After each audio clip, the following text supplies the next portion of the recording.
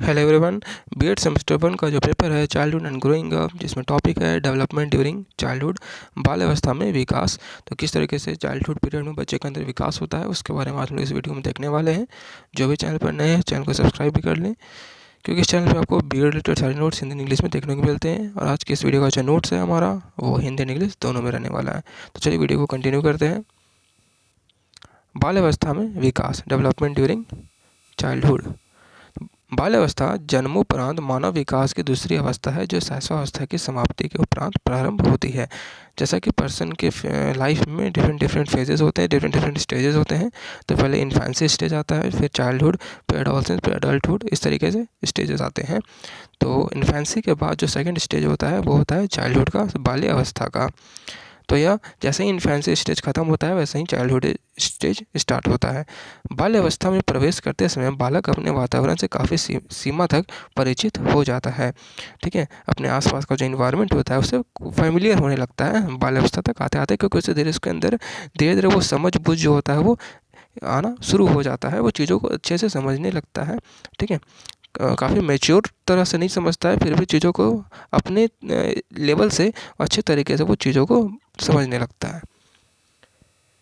इस अवस्था में वह व्यक्तिगत तथा सामाजिक व्यवहार करना सीखना प्रारंभ करता है, लोगों से मिलना जुलना। ओके, स्कूल जाता है तो फिर अपने दोस्तों से मिलता है, टीचर से मिलता है, तो वो क्या होता है, सामाजिक व्यवहार करना सीखना भी प्रारंभ करता है।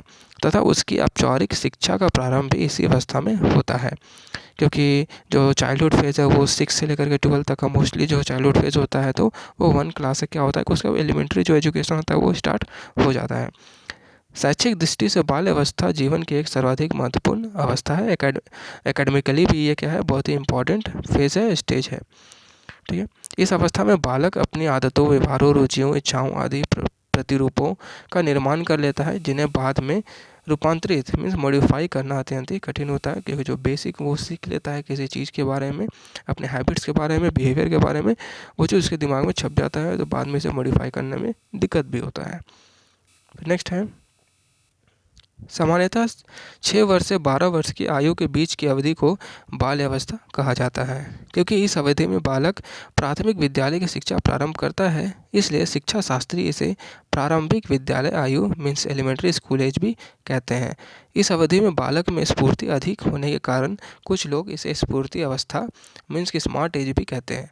कुछ लोग इसे गंदी अवस्था रटी एज भी कहते हैं, क्योंकि इस अवस्था में बालक खेल कूद, भाग दौड़, उछल कूद में लगे होने के कारण प्रायः गंदा और लापरवाह टाइप सा रहता है।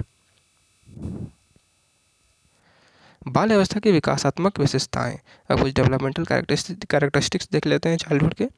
शारीरिक, मानसिक व सामाजिक, संवेगात्मक तथा नैतिक विकास की दृष्टि से बाल्य अवस्था की कुछ प्रमुख विशेषताएं हैं, जिनके बारे में भी हम लोग आगे चर्चा करने वाले हैं।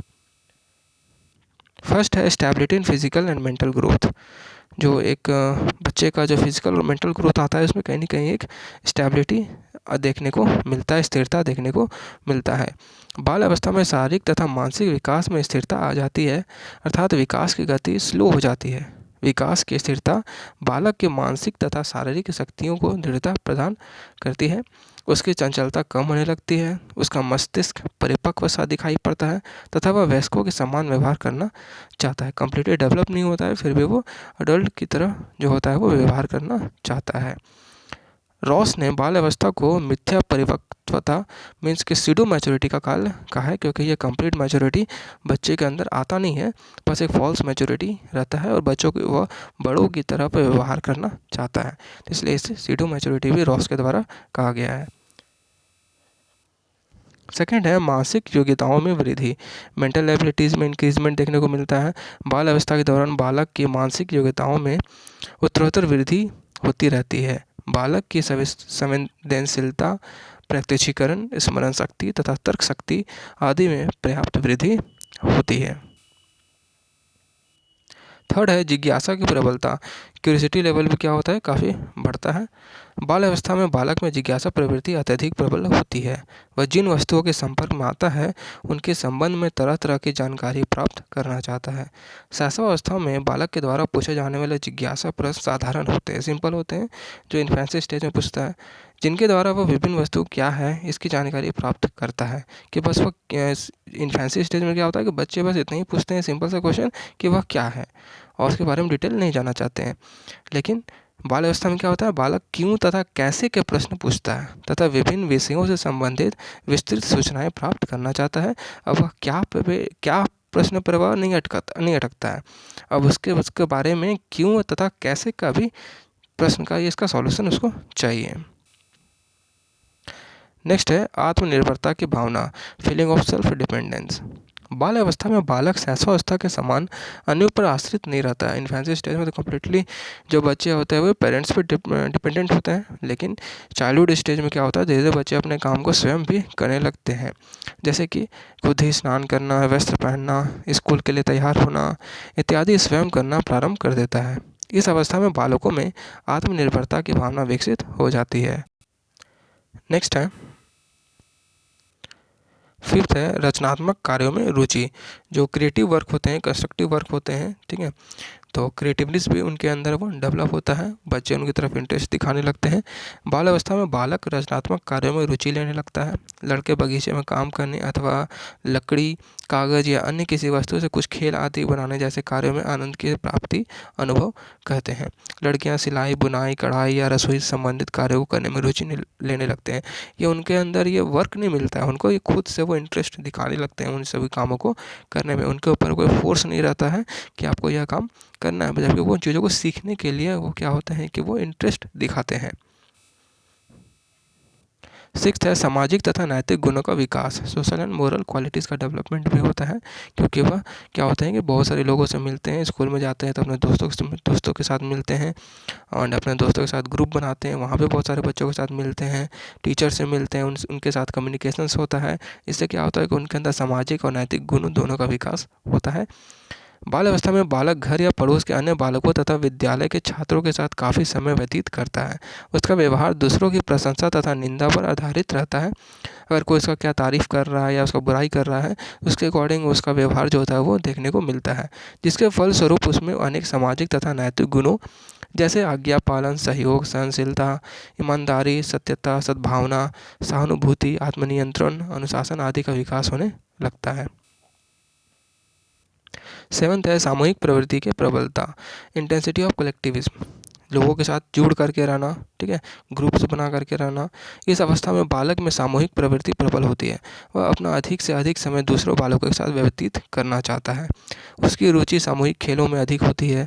बालक किसी न किसी समूह का सदस्य बन जाता है तथा उस समूह के सभी सदस्य मिलकर खेल खेलते हैं अथवा अन्य कार्य करते हैं। और ये जो ग्रुप बनते हैं वो थोड़े समय के लिए बनते हैं, जबकि एडोलसेंस स्टेज में जो ग्रुप बनते हैं वो लॉन्ग टर्म तक के लिए भी वो हो सकते हैं।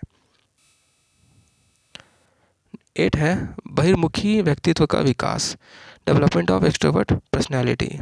शैशवावस्था में शिशु अंतर्मुखी होता है, वह एकांत प्रिय तथा केवल अपने में ही रुचि रखता है। परंतु बाल्य अवस्था में बालक बहिर्मुखी होने लगता है, वह बाह्य जगत में रुचि लेने लगता है।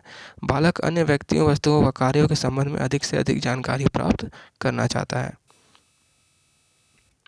9 है कलेक्शन टेंडेंसी, चीज़ों को स्टोर करने का जो कैपेसिटी होता है या फिर जो उनका इंटरेस्ट होता है, ठीक है, जो प्रवृत्ति होता है उनका भाव वो जागृत होने लगता है। बाल अवस्था में बालक तथा बालिकाओं में संग्रह करने की प्रवृत्ति पाई जाती है। बालक कांच की गोलियों, टिकटों, मशीन के कलपुर्जों, पत्थर के टुकड़ों, खिलौनों आदि का संग्रह करने में विशेष रुचि लेते हैं। बालिकाएं चित्रों, खिलौनों, गुड़ियों, कपड़े के छोटे छोटे टुकड़ों आदि का संग्रह करती दिखी जा सकती हैं। जो उनका इंटरेस्ट होता है, जो खेल खेल में वो ऐसा चीज़ों को स्टोर करने का काम करती हैं। 10th है रुचियों में परिवर्तन, चेंज इन इंटरेस्ट। जो उनका इंटरेस्ट होता है वो फिक्स नहीं होता है, ठीक है, वो स्थायी नहीं होता है, वो चेंज होते रहता है। वातावरण के अकॉर्डिंग उनका जो इंटरेस्ट होता है वो चेंज होते रहता है। बाल अवस्था में बालक बालिकाओं की रुचियों में स्थायित्व का अभाव होता है। इस अवस्था के दौरान बालक की रुचियों में निरंतर परिवर्तन होता रहता है। वातावरण तथा समूह में परिवर्तन के साथ साथ बालक बालिकाओं की रुचियाँ परिवर्तित होती रहती हैं। ग्रुप्स अगर चेंज हो गए, उनका इन्वायरमेंट चेंज हो गया, अगर एक जगह से दूसरी जगह चले गए रहने के लिए, तो इस जगह के अकॉर्डिंग उनका इंटरेस्ट चेंज हो जाता है। तो उनके अंदर क्या होता है कि जो रुचियों में जो परिवर्तन होता है वो भी देखने को मिलता है, पर ये फिक्स्ड नहीं होता है, ये चेंज होते रहता है। तो उम्मीद करता हूँ कि आज का यह नोट्स आपको पसंद आया हो। तो वीडियो को लाइक करें, चैनल को सब्सक्राइब करें और अपने दोस्तों के पास भी इसे ज़रूर शेयर करें। तो मिलते हैं हम लोग नेक्स्ट वीडियो में।